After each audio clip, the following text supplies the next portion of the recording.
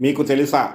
1982లో Telugu Desam party founder Padmashri doctor NT Rama Rao గారి గురించి అప్పటి వరకు ఎన్నో చిత్రాలలో నటించి డైరెక్షన్ కూడా చేసి ఎంతో డబ్బు, కీర్తి, ఫ్యాన్ ఫాలోయింగ్ ఉన్నా కూడా తెలుగుదేశం పార్టీ స్థాపించిన తర్వాత 1982లో ఆయన ఎన్నికల ప్రచారం చేయటానికి చైతన్య రథం అని ఒక వ్యాన్ తయారు చేయించుకుని ఆ వ్యాన్ మీద నుంచుని మైకు పట్టుకుని కదులుతున్న వ్యాన్ పై నుంచి ఒక ఊరు నుంచి మరొక ఊరికి వెడుతూ కూడా ప్రచారం చేసేవారు.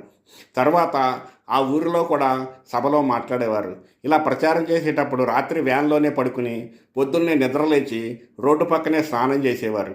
అలాగే చిన్న పాక హోటల్లోనే టిఫిన్ చేసి కాకి ప్యాంటు, కాకి షర్టు వేసుకుని ప్రచారం చేసేవారు. ఈ విధంగా చిన్న చిన్న పల్లెటూరుల్లో సైతం ప్రచారం చేసి ప్రపంచంలోనే ఏ వ్యక్తి ఈ విధంగా ప్రచారం చేయలేని ప్రపంచ రికార్డు నెలకొల్పారు. ఈ విషయం మీకు వర్తి అనిపిస్తే ఒక లైక్ చేయండి, షేర్ చేయండి, సబ్స్క్రైబ్ కూడా చేసుకోండి.